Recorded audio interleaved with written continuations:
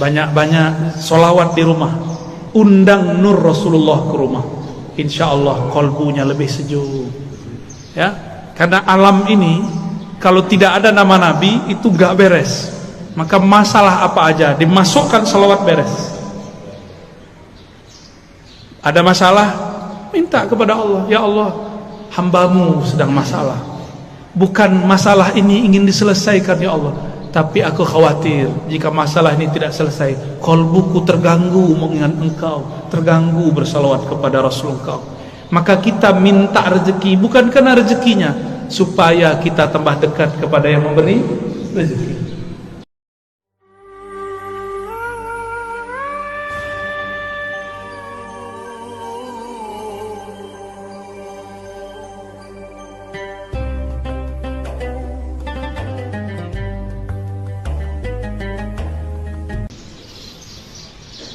Ibu Bupati dan Bapak Wakil yang dimuliakan Allah, betapa senangnya kita umaranya ikut ngaji.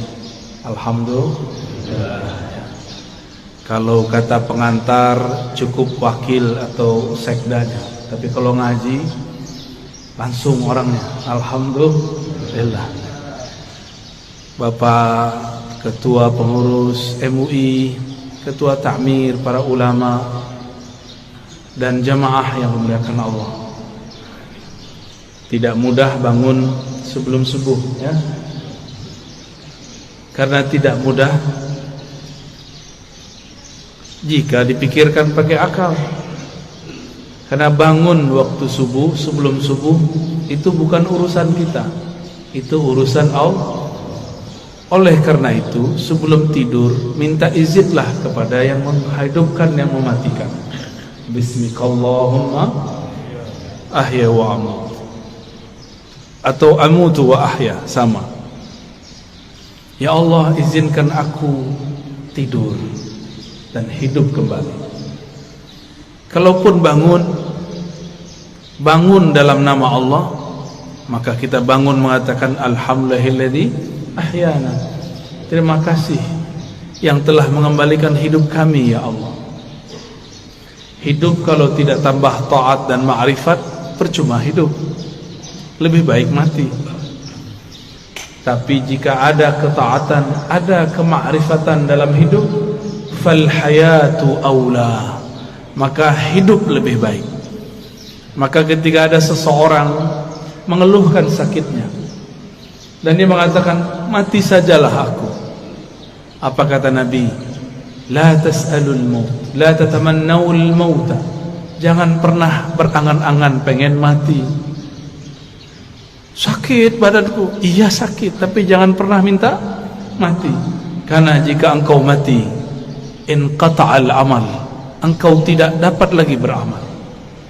Ya, engkau tidak dapat lagi beramal. Dan ingat, orang kalau sudah mati, dia harus tetap menyempurnakan ruhaninya.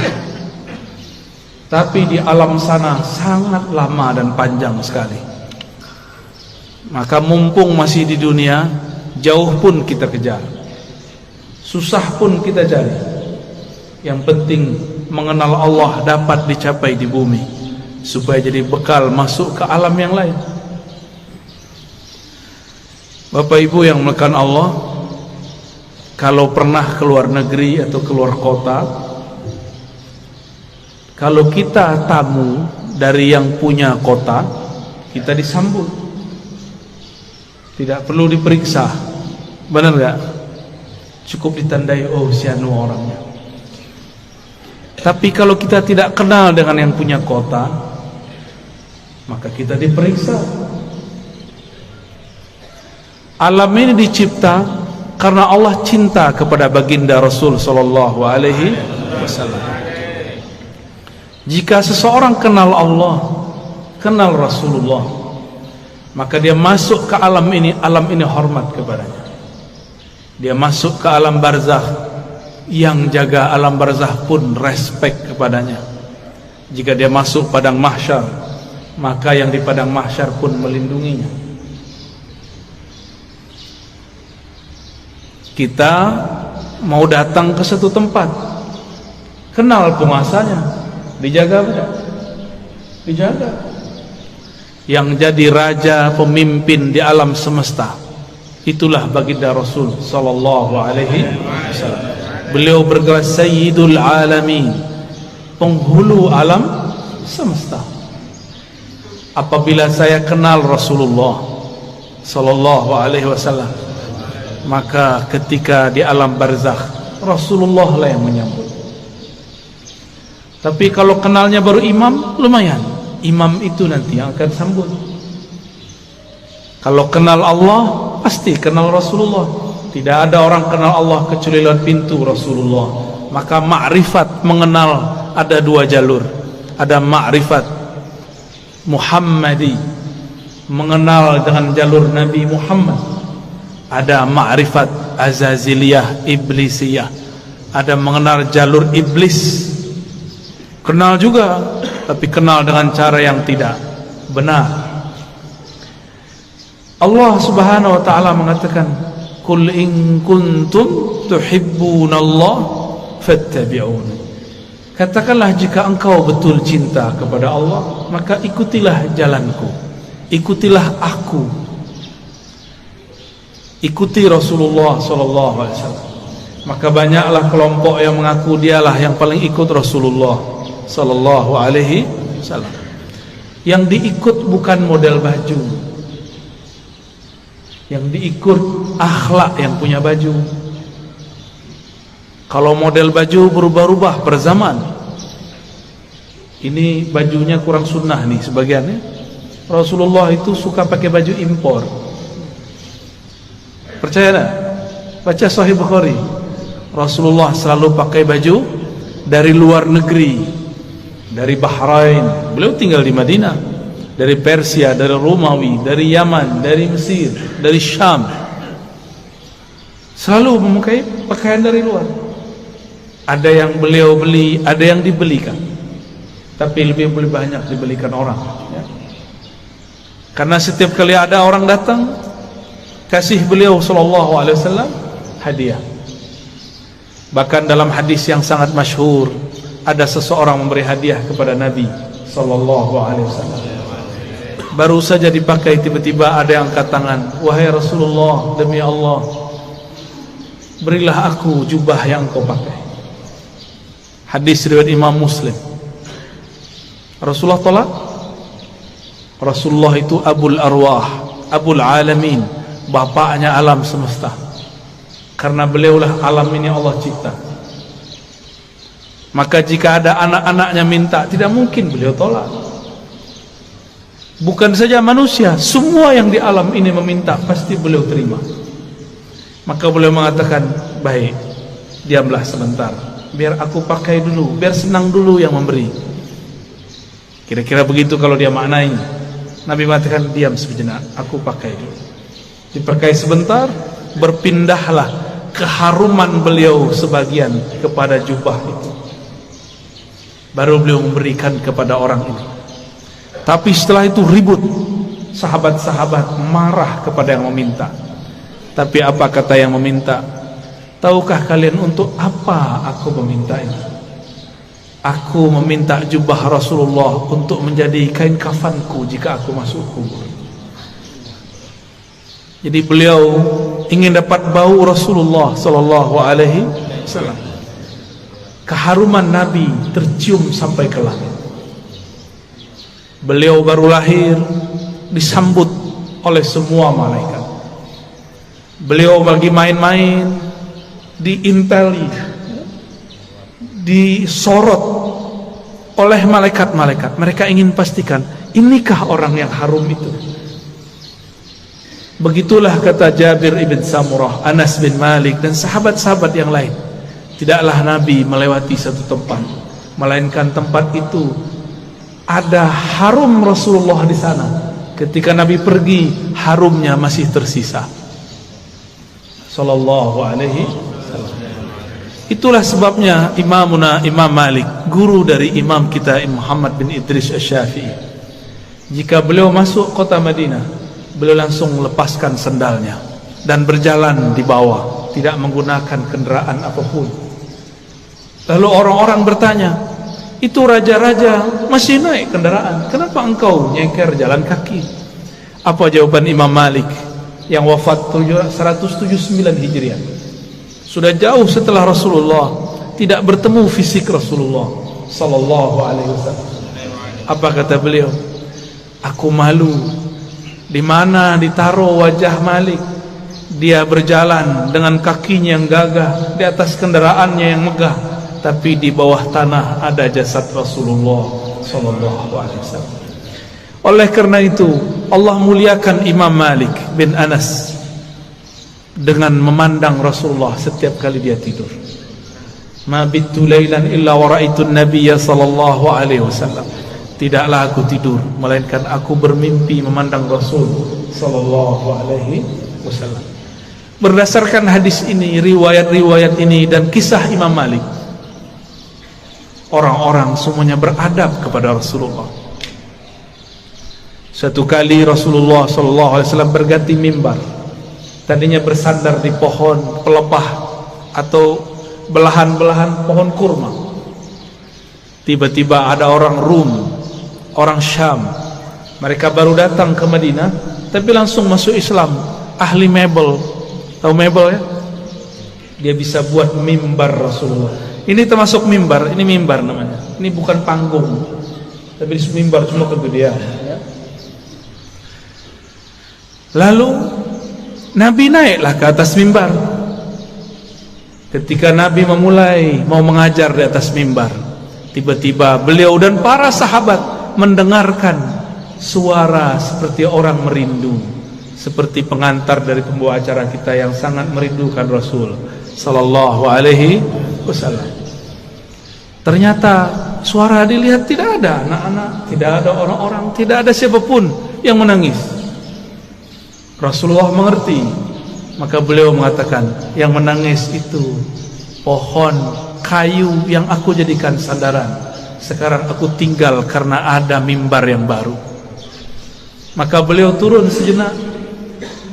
Itu tiang pohon dielus-elus, hanna hanina. Dia sedang merindu kepada Rasulullah, ditinggal oleh Rasulullah. Maka Nabi ajak dia ngobrol. Kamu pilih bersamaku atau masuk surga? Kalau kita ditanya begitu, maunya apa? Masuk surga. Samalah dengan kayu. Kata si kayu, masuk surga wahai Rasulullah. Ya, tinggian dikit daripada onta ya. Kalau onta datang kepada Rasulullah ngaku masalah perut, punggungnya sakit, ngadu kepada Rasul, mengadukan perasaan perut dan punggungnya yang berat. Lain dengan si pohon, dia mengadukan masalah, ingin selalu jadi sandaran Rasul. Nabi kasih kesempatan, bersamaku atau surga? Jawabannya apa? Ya, kalau si pohon jawabnya apa? Kayu bilangnya apa? Surga, karena kayu tidak punya akal. Kalau kayu punya akal, dia akan jawab, bersama engkau wahai Rasulullah.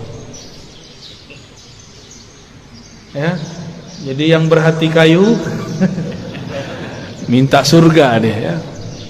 Berarti di dalam kayu ada ruh yang merindu. Tidak mungkin kayu bisa nangis jika tidak ada ruh di dalamnya. Maka di sini ada ruh. Ada ruh. Di alam semesta ada ruh. Kalau bahasa kawan-kawan ilmu pengetahuan, ada energi. Di alam semesta ini bertebaran energi-energi yang aktif, elektromagnetik kata orang, dan itu tarik menarik. Apa yang membuat dia paling tertarik? Yaitu sosok baginda Rasul sallallahu alaihi wasallam, atau siapapun yang terhubung kepada Rasulullah sallallahu alaihi wasallam. Maka datanglah seseorang kepada baginda Rasul sallallahu alaihi wasallam, minta izin untuk cium tangan dan kakinya. Ada lagi orang datang karena tidak ada Rasulullah, Rasulullah sudah dikubur. Maka datanglah kepada khadam Rasulullah, pelayan Rasulullah, Sayyidina Anas. Orang ini mengatakan, ya Anas, manakah mata yang dulu mata itu memandang Rasulullah? Izinkan aku mengecup matamu. Ada lagi yang datang kepada Jabir, datang kepada sahabat-sahabat lain, mengatakan, manakah tangan yang dulu tangan engkau pernah bersentuhan dengan tangan Rasulullah sallallahu alaihi wasallam? Izinkan aku mengecupnya, memegangnya. Begitu dulu mereka merindukan Rasulullah sallallahu alaihi wasallam. Yang tidak dapat memegangnya, maka pandanglah siapa yang pernah memandangnya sallallahu alaihi wasallam. Tiadalah mukmin memandang Rasul sallallahu alaihi wasallam kecuali bertambah cintanya. Tiadalah kafir memandang Nabi kecuali bertambah kufurnya. Tiadalah munafik memandang Nabi sallallahu alaihi wasallam kecuali bertambah kemunafikannya. Maka memandang Nabi pun bukan tanda orang itu selamat. Dengan apa dia memandang? Abu Jahal pandang Muhammad bin Abdullah atau Muhammad Rasulullah. Siapa yang dipandang oleh Abu Jahal, Abu Lahab? Muhammad bin Muhammad, anak saudaraku. Dia tidak pandang Muhammad Rasulullah sallallahu alaihi wasallam. Satu kali Jabir ibn Samurah diajak jalan-jalan oleh Rasulullah sallallahu alaihi wasallam. Sampailah di satu tempat. Tiba-tiba ada seorang ibu-ibu membawakan anak kecil, mengatakan, "Wahai Rasulullah, anakku diganggu jin setiap hari." Lalu Nabi cukup pegang dada itu si anak, ditepuk-tepuk. "Wahai musuh Allah, keluarlah. Ya aduwallah, ukhruj." Cuma begitu beliau meruqyah, keluar itu setan. Kalau kita sudah baca Al-Baqarah, sudah khatam, enggak keluar-keluar jinnya. Ya, sahih. Belum baca ayat kursi. Apa yang salah? Bukan ayat kursinya kurang sakti, kau kurang yakin. Ya. Itu masalahnya. Rasulullah SAW sumber keyakinan, maka tidak perlu baca-baca. Beliaulah Al-Quran yang berjalan. Ketika Sayyidah Aisyah mengatakan akhlaknya Rasulullah adalah Quran, berarti Rasulullahnya apa? Jika akhlaknya Quran, sifatnya apa? Jika akhlaknya Quran, namanya apa? Jika akhlaknya Quran, zatnya apa? Yang punya akhlak itu dirinya siapa? Tentulah ia hakikat dari Al-Quran itu sendiri. Maka jika Rasulullah meruqyah orang cukup sentuh hilang. Kita sudah hembus 10 kali enggak hilang-hilang, karena merasa pintar, ya? Tidak melalui Rasulullah sallallahu alaihi wasallam. Dulu ada makhluk paling hebat di langit dan kemudian menjadi penguasa surga. Dia bergelar Harisul Jannah atau Khazinul Jannah, pemegang kunci surga. Sayang tidak pernah solawat kepada Rasulullah sallallahu alaihi wasallam. Bagaimana dia mau solawat? Ternyata kadang-kadang orang itu diuji dengan orang yang paling dia benci. Iblis diuji untuk solawat kepada makhluk keturunan dari orang yang dia paling benci. Siapa yang paling dia benci? Nabi Adam. Nabi Adam punya keturunan namanya Muhammad bin Adam. Masih ingat kisah Nabi Musa didatangin iblis? Ya. Apa kata si iblis? Musa, aku mau tobat nih. Jadi iblis pernah sadar sebentar, ya. Itu sadarnya iblis pertama kali. Mus, mau tobat nih, gimana nih? Apa kata Nabi Musa? Oh gampang. Nih saya tunjukin jalannya. Dulu perintah yang disuruh kepada engkau masih berlaku. Apa itu? Sujudlah kepada Adam. Tuh, saya tunjukkan pintu kuburnya. Sujudlah kepadanya. Iblis matanya langsung nyala. Dia bentak Nabi Musa. Musa, engkau main-main. Dia hidup pun aku tidak sujud, apalagi sudah bau tanah. Tambah sombongnya. Maka tidaklah setiap hari memandang iblis kepada kekasih Allah kecuali bertambah kekufurannya. Aba wastakbara wa kana minal kafirin. enggan, sombong, dan dia selalu kafir. Maka kana di situ bahasa Arab yadullu ala tsubut wal dawam, menunjukkan itu tetap dan selalu begitu. Maka kana tidak berarti selalu past tense, dia telah, tapi dia selalu. Maka jika ada orang yang cuma mengajarkan zikir, hati-hati, pasti sesat. Pasti sesat. Zikir itu panas. Dalam zikir itu ada energi ilahiyah, ada nur tapi har. Itulah sebabnya zikir itu bisa menetralkan banyak hal. Bismillahilladzi la yadurru ma'asmihi syai'un fil ardi wala fis sama'i was-sami'ul 'alim. Dengan nama Allah. Ini enggak usah datang ke dukun ya, amalkan ini. Mau diserang-serang dalam politik ya, kali Bu Bupati, Pak Wakil diserang orang, amalkan ini pagi sore, satu napas. Bismillahilladzi la yadurru ma'asmihi syai'un fil ardi wala fis sama' wa huwas sami'ul 'alim. Ini langsung turun dari langit. Ini lafaz ini langsung turun dari langit. Diajarkan Rasulullah SAW kepada sahabat. Diriwayatkan oleh Imam Abu Dawud dengan nama Allah, Bismillah allazi, yang mana la yadurru ma'asmihi, tidak ada yang akan merusak, mengganggu siapa yang bersama namanya. Ini maksudnya apa?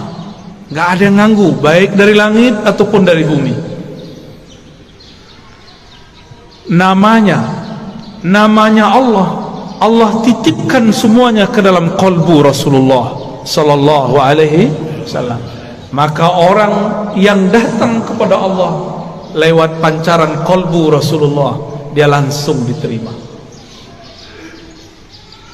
Kalau saya masuk kantor Bu Bupati, bawa surat sakti dari Bu Bupati, diterima nggak? Diterima. Tadi kalau bawa proposal, nggak ada janjian, ditolak nggak? Ditolak. Biasanya kalau pegawai itu ada kartu ya, kartu pengenal diri, apa namanya? ID card. ID card. Itu kalau kita kemana-mana pakai ID card, tertulis di situ statusnya apa. Pasti tempat itu menghormati kita. Yang dipandang bukan kita, ID cardnya. Ya, siapa yang membawa nama Allah, siapa yang bersama Rasulullah, maka dia akan dihormati di mana saja. Imam Ahmad bin Hanbal dilecehkan oleh Al-Ghujur, ditelanjangi Pak. Itu Imam Ahmad bicara kepada sarungnya, wahai sarungku, tutuplah auratku, takutlah kepada Allah, engkau mempermalukan aku. Langsung naik itu, diturunin lagi oleh Al-Ghujur, enggak turun-turun. Al-Ghujurnya takut. Mulai Al-Ghujurnya takut Pak. Ayah Buya Hamka mau dirampok oleh penyamun dulu di tengah jalan. Dulu kan belum ada PJR ya, belum ada polisi ngawal kalau Ustadz jalan ya. Dulu ayah dari Buya Hamka namanya Syekh Abdul Karim Amrullah mau dirampok, mau dibunuh oleh penyamun. Terus beliau bilang, tunggu sebentar, saya baca surat Yasin dulu. Yasin. Yasin itu nama siapa? Nama Rasulullah SAW. Terus ada teknik membacanya. Selesai baca Yasin, itu orang sudah sujud-sujud. Maafkan saya lah, bingung beliau. Ternyata ini orang melihat sesuatu ketika Syekh Abdul Karim membaca surat Yasin. Bisa begitu Pak, tapi kalau Bapak yang baca nggak ada yang aneh. Baik. Rasulullah sallallahu alaihi wasallam dielu-elukan namanya baik di langit ataupun di bumi. Coba lihat, Sayyidina Jibril bolak-balik naik langit, tapi setiap kali sampai di langit pertama selalu ditanya, "Man anta?" Ente siapa? Itu Jibril. Jibril langsung bilang, "Saya Orang yang bawa risalah Nabi Muhammad itu buka langsung. Sebut nama Nabi, buka langsung. Jadi pembuka pintu langit nama Nabi Muhammad sallallahu alaihi wasallam. Maka orang-orang yang hidupnya bermasalah, cobalah mulailah selawat pagi 100, sore 100, malam 100. Di senggang, lagi di motor, lagi di mobil, selawat 100 kali. Jangan kurang selawat setiap hari daripada 500 kali lah. Sembari bekerja, sembari bergerak. Apa susahnya? Kenapa bersosial media tidak susah? Tapi bersosial media dengan Rasulullah susah. Kenapa kita mau jemput rezeki? Pada rezeki itu ada berkah Nabi sallallahu alaihi wasallam. Rezeki terbesar umat adalah lahirnya Rasulullah sallallahu alaihi wasallam. Suatu kali Uwais Al-Qarni hendak pergi haji. Tiba-tiba ibunya mengatakan, "Wahai Uwais, jika engkau pergi, dengan siapa ibumu?"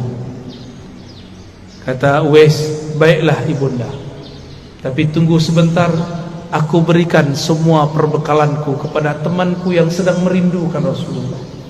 Tapi dia tidak punya bekal, orang tuanya sudah tidak ada." Dihantarkanlah kepada orang itu. Entah dapat apa rasanya. Orang-orang berangkat, dia tidak bisa berangkat. Teman-temannya Uwais dan teman-temannya semua berangkat, orang ini enggak berangkat. Tiba-tiba Uwais ketuk pintu mengatakan, "Wahai Tuan, wahai sahabatku, ini semua bekalku, aku berikan kepada engkau." Orang ini lagi sujud, ingin berangkat tapi tidak punya uang, ingin berangkat tidak punya kendaraan. Apa yang dia rasakan? Lalu dia bertanya, "Lalu engkau bagaimana wahai Uwais?" "Aku masih punya ibu. Jika rindu Rasul sallallahu alaihi wasallam harus merawat ibu. Orang yang rindu Rasulullah tidak hormat kepada ayah ibunya, batal cintanya. Orang cium tangan guru tapi tidak cium tangan ayah ibunya, batal cium tangannya. Orang yang ziarah ke ulama tapi tidak ziarah ke ayah ibunya, batal cintanya kepada ulama." Betapa aneh sekarang, banyak orang baik ke gurunya tapi membentak ayah ibunya. Aneh. Masih punya ibu sebagian besar, ayah nanti pulang cium tangannya, ya.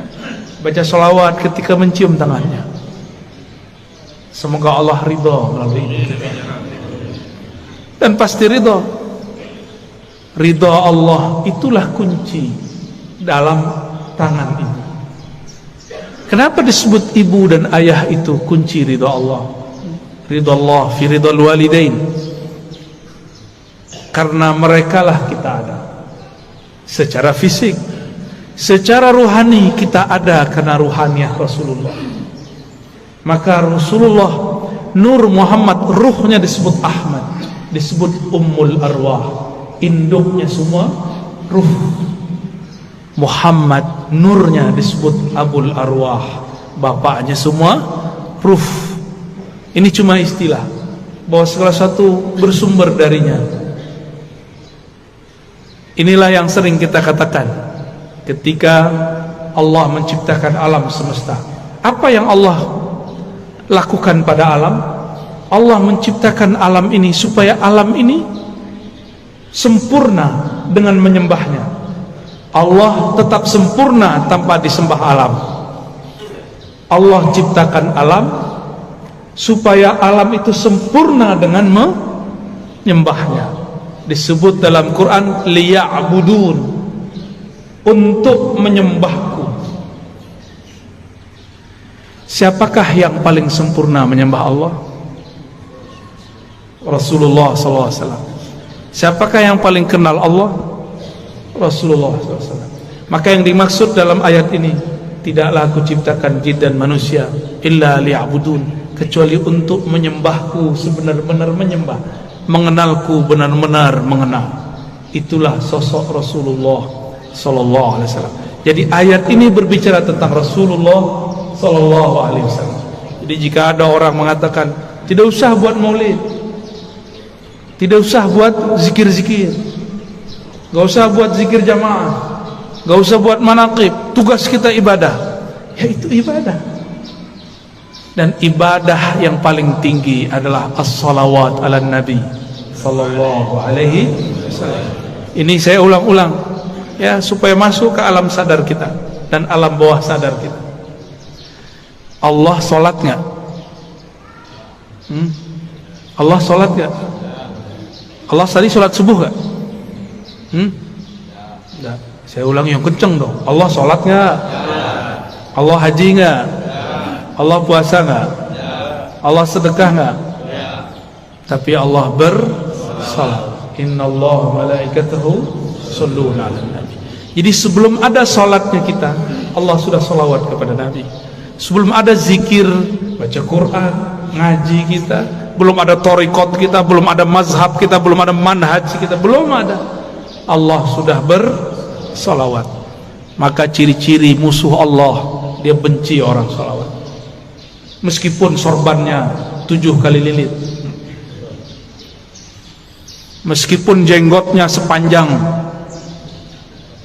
tali apa? Tali rapia. Bapak kayaknya kesal banget orang itu ya. Korban sepertinya ini ya. Nggak ngaruh ya. Tidak ngaruh, tidak berpengaruh.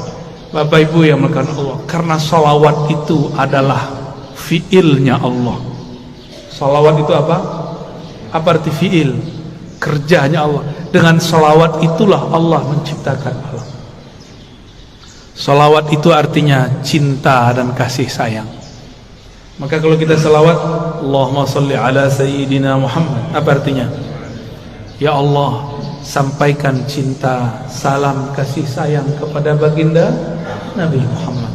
Jadi salawat itu jangan pakai terjemahan biasa. Ya Allah beri salawat ke Nabi Muhammad. Itu bukan memaknai, itu namanya translate, menterjemah. Berselawatlah dengan rasa. Berselawat dengan rasa. Kita mengatakan, ya Allah, baligh salami wa salati ala sayyidina Rasulillah. Sampaikan salamku, rinduku, cintaku kepada Rasulullah sallallahu alaihi wasallam. Kalau sudah cinta, apapun yang disuruh, yang dimintanya, mau enggak? Dulu kita belum kenal orang, ngasih 500 aja susah. Sekarang sudah jadi pasangan, mau dia minta 5M, kalau ada kita kasih. Kalau nggak ada, salawat ya. Jamaah subuh yang diberkahi Allah, bahkan subuh ini ada karena salawat kepada Rasulullah sallallahu alaihi wasallam. Was-subhi idza tanaffas. Begitu ayatnya. Demi waktu subuh yang berhembus, yang bernafas. Jika Allah tidak bernafas dengan salawatnya, maka bunyi nafasnya Allah salawat kepada Rasulullah sallallahu alaihi wasallam. Maka niatkan hidup ini untuk bersalawat kepada Rasulullah. Inilah yang disebut takhallaqu bi akhlaqillah. Tirulah fiil-fiilnya Allah. Tirulah akhlaknya Allah. Allah itu mencipta alam dalam salawatnya karena cinta kepada Rasulnya. Maka beramallah karena cinta. Bukan lagi buat maulid, buat manakib karena ada hajat. Pak Kiai, Pak Ustadz, doakan saya bisa beli apa? Beli rumah. Pak Kiai, doakan saya beli mobil. Pak Kiai, samalah kau dengan onta itu ya. Onta datang ke Nabi, ya Rasulullah, perutku lapar, tugasku banyak, tuanku nggak tahu diri. Onta datang nangis, yang dikadukannya bukan ya Allah Rasulullah izinkan aku bersamamu, nggak ada dia ngomong begitu. Onta, paham onta? Si kayu ngomong, aku ingin di surga aja. Tapi beda dengan Abu Bakar, beda dengan Umar, beda dengan Utsman, beda dengan Ali. Mereka ingin jadi pintu-pintunya Rasul. Maka ujung dari pintunya Rasulullah, pintu terdekat Sayyidina Ali. Apa kata beliau? Aku kota ilmu, Ali lah pintunya. Maka tiada satu mazhab, satu manhaj, satu aliran, satu pemikiran yang sahih kecuali sanadnya bersambung kepada Sayyidina Ali. Tapi syaitan tidak tinggal diam. Dia buatlah, dia campur adukkanlah cinta kepada Ali dengan benci kepada sahabat. Namanya kelompok Rafidah, kelompok yang membenci sahabat Rasul sallallahu alaihi wasallam. Ya, kita cinta Sayyidina Ali, cinta juga sahabat Rasul. Ini perbedaan kita dengan Syiah Rafidah. Mari berguru kepada orang bersanad, nanti bersambung kepada Sayyidina Ali. Lebih kurang itu pengantar rindu yang dapat saya sampaikan. Ya, di sela-sela rihlah. Rihlah artinya perjalanan. Dulu Rasulullah buat rihlah. Insyaallah kalau lain kesempatan kita teruskan. Ada tanya jawab? Baik, tafadhol. Insyaallah. Mungkin kita batasi untuk subuh ini 3 orang penanya saja. Pertama, Abu Isa. Sedang sama.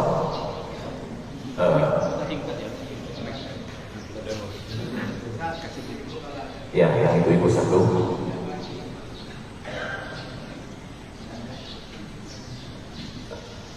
Baik.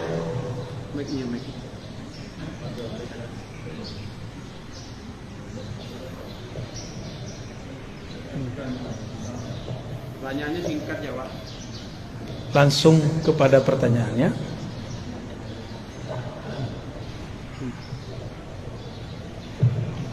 Assalamualaikum warahmatullahi wabarakatuh. Assalamualaikum. Sebelumnya kami ucapkan marhaban bidirikum ya. Marhaban bikum. Kota kelahiran. Semoga poin seluruhnya Allah Subhanahu wa taala. Amin ya rabbal. Pertanyaannya terkait dengan penciptaan Allah, apanya Allah ya. Saya pernah mendengar bahwa Allah mencipta itu menggunakan apapun untuk makhluk. Tetapi ketika di bagian ini tidak menggunakan takut, tapi menggunakan pusat nafas. Kemudian kun itu di situ ada kata K dan nun. Yang pertama adalah kamal nur dan kamal nur. Jadi relevansinya atau realnya yang kamal nur itu apa? Yang kamal nur yang pertama. Satu lagi. Satu aja ya. Bagi-bagi Pak ya. Terima kasih. Ya. Rasulullah sallallahu alaihi wasallam tidak dicipta dengan kun. Rasulullah itu dihembuskan dengan rahmahnya. Tapi tetap saja hukum jasadiahnya, karena keturunan Bani Adam pasti ada kun, tapi kunnya tunduk kepada rahmat Allah. Inna rahmati sabaqat ghadabi. Ya. Ukuran makhluk kalau diusir, dilempar pakai batu dan tai, itu melaknat orang yang lempar. Nih, coba lihat. Antum benar nggak berguru ke ulama wali Allah? Dikritik dikit marah. Ya.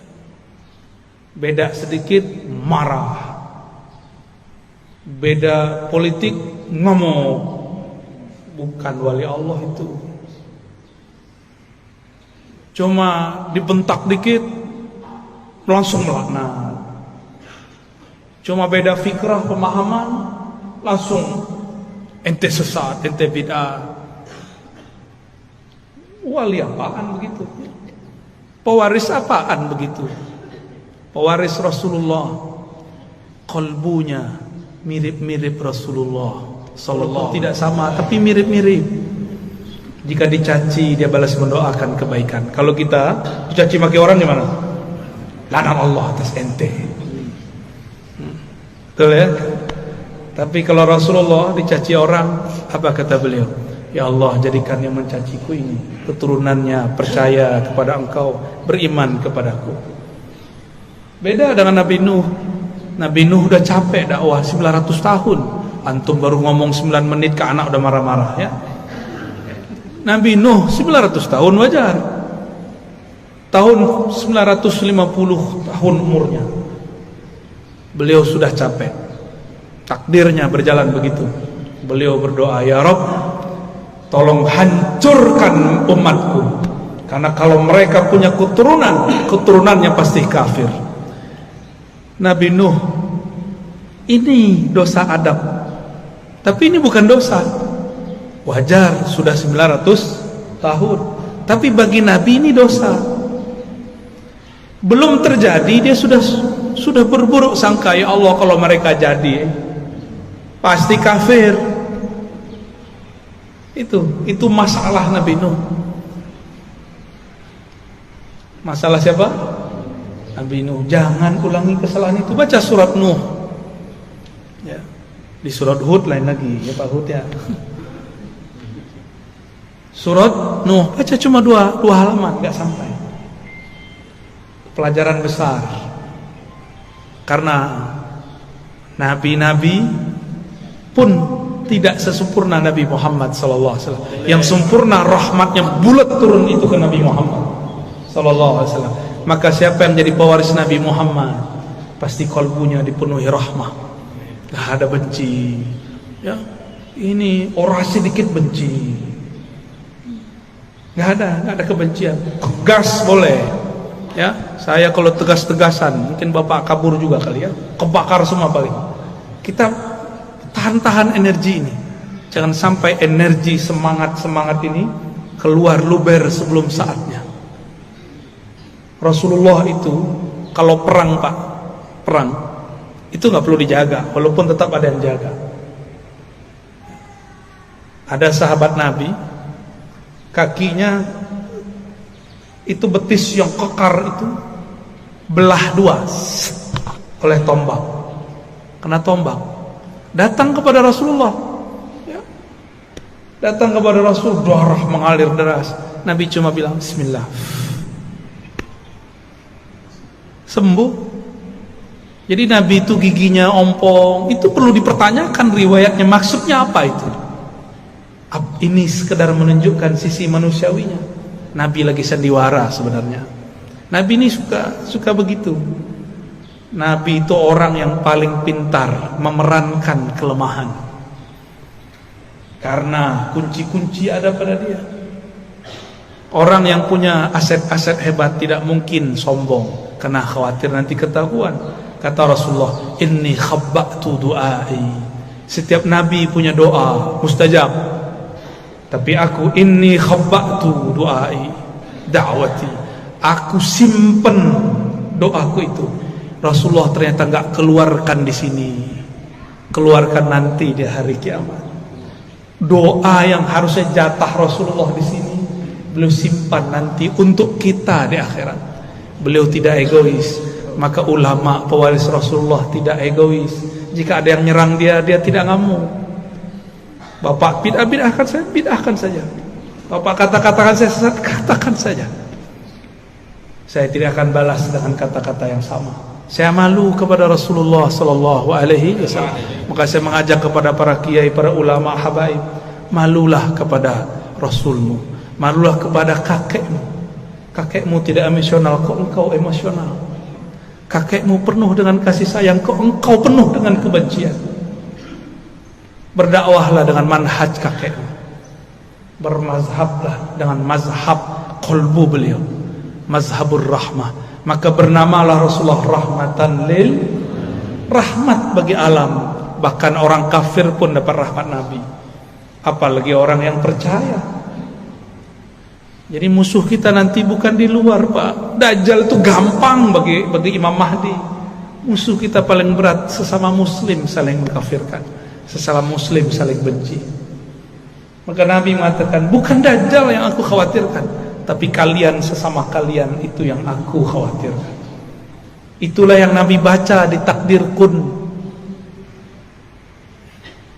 Kamal nur, kamal nar, ada dua-duanya Pak. Meleset dikit jadi nar. Nar itu membakar, nur itu menerangi. Di dalam diri semuanya ada. Di dalam diri kita ini ada nuskhah nuriyah, ada nuskhah nariyah. Dalam diri kita ini ada lembaran cahaya, ada lembaran api. Kita mau pakai yang mana? Jadi kita ini berlawanan, terus melawan itu. Inilah maksud Nabi SAW mengatakan, inna a'daikum ma baina janbayn. Ya. Dosamu yang paling besar bukan dosa musuhmu yang paling gawat, bukan Dajjal, bukan iblis, tapi yang ada di dalam dirimu. Ulama kalau ego pakai ayat. Politisi kalau sudah ego, manfaatkan ahli ayat. Ya, saya yakin bupati dan wakil jauh dari itu ya. Amin ya rabbal alamin. Udah itu dulu deh. Satu. Ya. Siapa? Ibu-ibu ada? Ada. Bismillahirrahmanirrahim. Assalamualaikum warahmatullahi wabarakatuh. Allahumma ya Ahmad salli ala Muhammad. Allahumma ya Ahmad salli ala Muhammad. Allahumma ya Ahmad salli ala Muhammad dari batik Ahmad. Amin. Alhamdulillah pada malam hari ini pada subuh hari ini kita bisa bersama ya. Langsung saja pertanyaannya Buya tentang masalah Abul Arwah. Kalau di dunia ini kita mempunyai bapak jasmani kita kan, kalau kita rindu berkasih sayang atau kasih-kasih yang mudah kita untuk menemuinya. Lalu bagaimana akses kita untuk menemui atau berkasih sayang atau merindu dengan Abul Arwah kita tersebut? Ya. Baik. Demikian. Assalamualaikum warahmatullahi wabarakatuh. Assalamualaikum. Caranya dengan hadis Nabi, tuba liman ra'ani wa liman ra'a man ra'a man ra'a man ra'a man ra'ami 1000 kali. Kalau Nabi mau, Nabi teruskan sampai 1000 kali. Beruntung yang memandangku, beriman kepadaku, atau yang memandang orang memandangku, atau yang memandang dia, yang memandang dia, yang memandang dia, yang memandang dia. Yang enggak bertemu sahabat Nabi, bertemu murid Nabi. Yang enggak bertemu muridnya sahabat Nabi, bertemu muridnya lagi, begitulah. Jadi cara paling mudah, jangan jauh-jauh dari orang bersanad. Jangan hanya bernasab. Nabi Nuh pun punya anak yang durhaka kepada beliau. Kalau cuma nasab tak cukup, harus nasaban wasanadan. Nasabnya nyambung, oke. Yang paling penting lebih sambung adalah sahabat ilmunya kepada Rasulullah SAW. Maka ada namanya Abul Ulum, bapak pengetahuan, itu Sayyidina Ali. Carilah orang-orang yang terhubung ilmunya kepada imam-imam mazhab, karena semua imam mazhab terhubung kepada Sayyidina Ali. Jika ada mazhab tidak terhubung kepada Sayyidina Ali, hilang. Coba lihat, ada mazhab Zahiri, Imam Daud Az-Zahiri, dia dulu mazhab Syafi'i, lalu kemudian mengkritisi mazhab Syafi'i, lalu dia buat mazhab sendiri, tidak terhubung kepada sanad Imam Syafi'i. Imam Syafi'i berguru ke Malik, Malik berguru kepada Ja'far, Ja'far berguru kepada ayahnya, kakeknya, terus sampai kepada Sayyidina Ali. Enggak ada mazhab kecuali lewat Sayyidina Ali. Thariqat, kalau ada thariqat tidak jalur Sayyidina Ali, tidak jalur Sayyidina Khidir, tidak jalur Sayyidina Nabi SAW, habis. Kullu sanadin inqata'a ila sanadi. Semua sanad yang tidak sumbernya dariku, maka sanadnya terputus. Kalau thariqat mesti Sayyidina Ali, Sayyidina Abu Bakar. Kalau rohani langsung kepada Rasulullah sallallahu alaihi wasallam. Ya. Jadi bagaimana caranya kalau kita rindu kepada Bapak Ruh? Temuilah orang yang terhubung kepada Bapak Ruh, yaitu ulama yang kolbunya nyambung kepada kolbu Rasulullah sallallahu alaihi wasallam, ya. Karena ini zamannya sudah mulai krisis, cari orang bersanad, orang bertarekat, orang berijazah. Orang yang dapat ijazah Quran itu salah satu pewaris Qurannya Nabi. Orang yang dapat ijazah fikih ini pewaris Nabi. Orang dapat ijazah ilmu ma'rifatullah zikir, mereka juga sama. Ahli tarekat sufi, mereka juga pewaris Rasulullah sallallahu alaihi wasallam. Enggak usah langsung saja pakai buku Sahih Bukhari. Itu terputus. Langsung saja ke YouTube. Tarekatnya kita ya, tarekat al-YouTubiyah. Kalau sudah kenal, sudah ketemu minimal sekali, amalkan saja yang di YouTube-nya, ya. Sah jadi muridnya. Amin, amin, amin. Amin ya Rabbal. Amin, amin, amin. Kabil tuh. Ya. Udah ya? Terjawab? Silakan.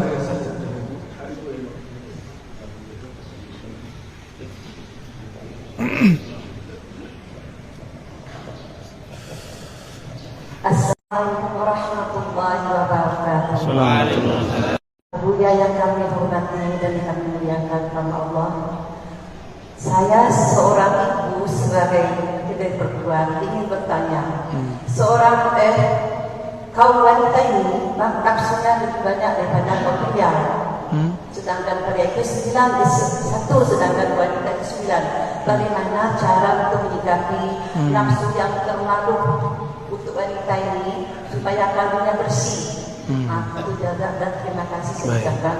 Jangan salah paham. Warahmatullahi wabarakatuh. Nafsu di situ syahwat ya, bukan syahwat itu artinya keinginan rendah dunia. Angan-angan perempuan terhadap fulus lebih kencang dari laki-laki. Benar ya? Itu maksudnya, jangan salah paham Pak ya. Ibu itu nggak nafsu nggak bapak. Begitu juga kalau sudah senang dengan lawan jenis, maka si perempuan seperti terjadi di zaman Nabiullah Yusuf ya, Nabi ucup kata orang ya. Itu Zulaikha diisukan, Zulaikha cemen, masa tergoda dengan pelayannya sendiri. Zulaikha panas telinganya, kalian belum tahu siapa yang aku suka ya. Ya udah, dibuat arisan emak-emak. Tapi ini emak-emak pejabat, karena Zulaikha istri seorang menteri. Maka istri-istri menteri-menteri yang suka gosip, ini memang dari dulu yang suka ngegosip. Itu adalah ummahat, emak. Ada emak yang belum jadi punya anak, belum punya bapak, itu sama aja ya. Dari dulu udah begitu. Itu nafsu juga, nafsu ngomong. Jadi ibu-ibu nih, bapak-bapak hati-hati. Ibu-ibu ini kalau sudah curhat kepada selain kita, berarti kita ini nggak pernah mau dengerin mereka. Itu bagian dari nafsu. Maka kalau pulang dengerin istri curhat, ya, mau bapak-bapak? Itu bagian dari nafsu yang disebut tadi. Bukan hanya nafsu seksual, bukan. Nafsu ingin didengar, pengen tahu suaminya ngapain, pengen tahu isi dompetnya berapa, ya, supaya nggak khawatir gitu. Pengen tahu transfer kemana aja, ya. Takut ada transferan ke ujung sana gitu. Itu Zulaikha kumpulkan ibu-ibu cantik-cantik bukan main. Suaminya juga gagah-gagah, tapi perutnya lebih gagah dari mukanya. Biasa istri pejabat, ya suami-suaminya udah kayak kita Pak, ada kemajuan perut, ya betul ya. Ya alhamdulillah, tanda lumayan makannya enak ya. Menghibur diri Pak, aslinya malu gitu nih ya. Saya agak tinggian dikit jadi gak ketahuan, aslinya lumayan.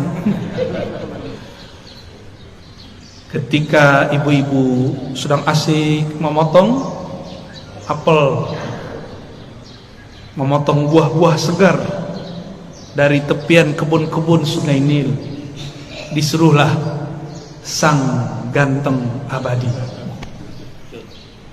Ucup, cup, sini cup, anterin dong. Minta dianterin makanan. Jalanlah Nabi Yusuf yang tadi sedang motong-motong, gak sadar. Mereka tidak motong tangan, tapi kegores, berdarah tangannya, dia gak sadar. Sudah berdarah dia gak sadar. Itu debus paling hebat itu ya. Ibu-ibu ini usah belajar debus, pandang aja orang cakep ya. Tiba-tiba Nabi Yusuf dipanggil, mereka semuanya terkagum. Apa kata mereka? Ya Rob, ini bukan manusia, ini malaikat. Jadi mereka bilang ini bukan manusia. Emang ada malaikat begitu? Enggak, itu ya manusia, Nabi Yusuf alaihissalam. Wah, makanya jangan ganteng-ganteng amat Pak, repot ya. Jadi mukanya nggak usah dikasih apa namanya, pembersih itu. Udah lo begitu aja lah, laku.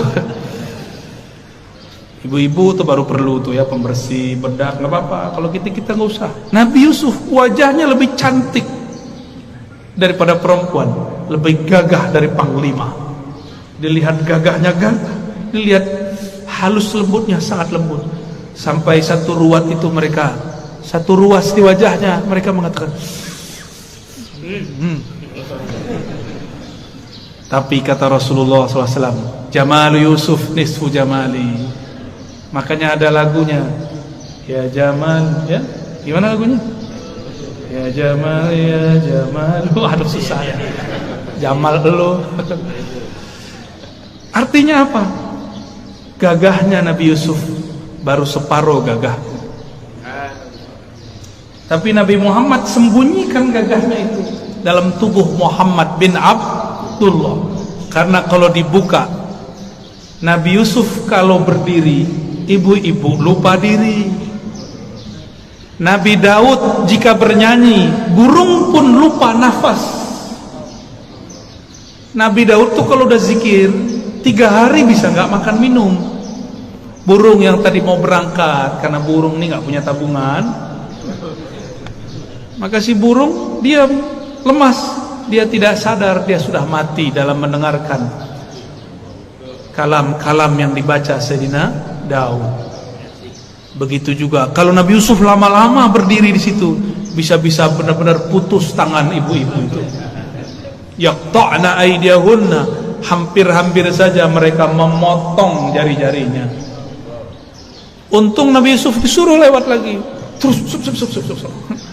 Biar aku saja yang menikmati wajahmu, kata Zulaikha.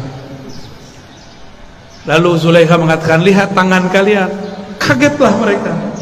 Tangannya sudah berdarah-darah, tapi tidak terasa sakitnya. Begitulah kalau melihat sang kekasih yang hakiki. Sakit pun kita jalani, benar kan? Itulah kata mak-mak dulu, yang penting sama kamu. Jual gorengan juga nggak apa-apa. Yang penting sama kamu walaupun hidup susah. Suaminya ngomong gitu. Siap hidup susah nggak? Seharusnya ibu-ibu jangan begitu, ya. Bapak-bapak ini disuruh ngomong, siap hidup enak nggak? Bisa gitu nggak? Gak ada ngomong gitu Pak ya? Bilangnya selalu siap hidup. Seharusnya bukan begitu. Siap membersamaiku, susah senang. Itu baru suami keren Pak. Masa hidup ngajak susah? Ya, jadi kalau bapak-bapak ini mau menikah lagi, ngomongnya gimana? Dia amin lagi. Gimana ngomongnya? Siap hidup bersamaku, senang ataupun susah, berjuang bersama. Begitu. Sok-sok bisa berjuang lagi susah ya. Paling juga cerai. Jika Nabi Muhammad tampilkan semua keindahannya, maka tiada sahabat yang berani berjalan di depan Nabi, hidup makan depan Nabi, nggak ada yang berani. Imam Malik dibukakan Allah rahasia Nabi, nggak berani jalan pakai sandal, nggak berani jalan pakai onta, pakai kuda. Imam Malik. Kita kan nggak sadar hak makom guru kita, lalu ya. Kalau tahu nggak bakal berani Pak. Ya. Guru-guru kita itu disegani di langit sana. Cuma kalau dia kata-katanya kasar, dibenci di langit sana. Orang yang paling disayangi di langit, orang yang paling sayang di bumi. Ar-Rahimun yarhamhum Ar-Rahman. Orang yang penyayang disayangi Rahman, pemilik aras, pemilik langit bumi. Irhamu man fil ard yarhamukum man fis. Sayangi yang di bumi, yang di langit pasti sayang kepadamu. Maka ada rumusan kaedahnya. Yang paling disayang di langit oleh malaikat dijadikan gosip. Jadi malaikat suka gosip Bu. Kalau ibu sayang kepada makhluk, maka kalau ada kucing kasih makan, ada anjing kasih makan, jangan ditabrak ya. Kalau semut jangan dibunuh kecuali sudah mengganggu ya. Nabi mengatakan, laula annal kilab ummatun minal umam la amartu bi qatliha.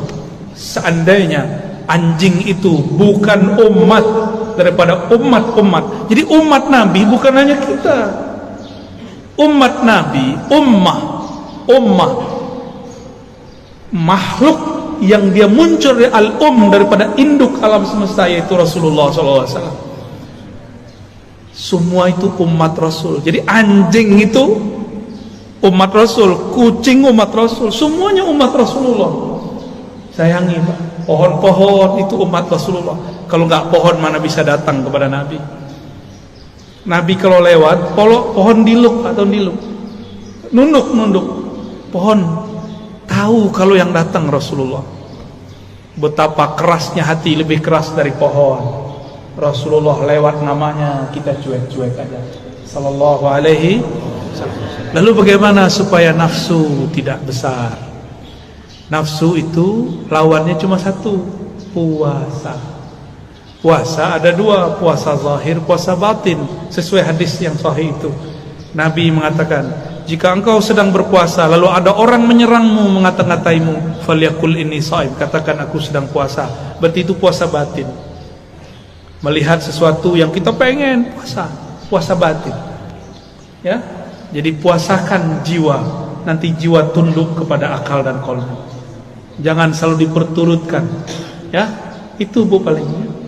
Jadi ibu-ibu ini punya suami walaupun pakai jilbab, pakai cadar, itu galaunya sama semua. Serius Pak, nafsunya sama, mungkin lebih besar. Kolbunya harus bergantung kepada Allah, cintanya harus lewat Rasulullah.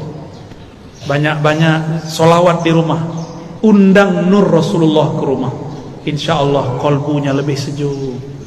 Ya, karena alam ini kalau tidak ada nama Nabi itu gak beres. Maka masalah apa aja dimasukkan sholawat beres. Ada masalah, minta kepada Allah, ya Allah, hambamu sedang masalah. Bukan masalah ini ingin diselesaikan ya Allah, tapi aku khawatir jika masalah ini tidak selesai, kolbuku terganggu mengingat engkau, terganggu bersalawat kepada Rasul engkau. Maka kita minta rezeki bukan karena rezekinya, supaya kita tambah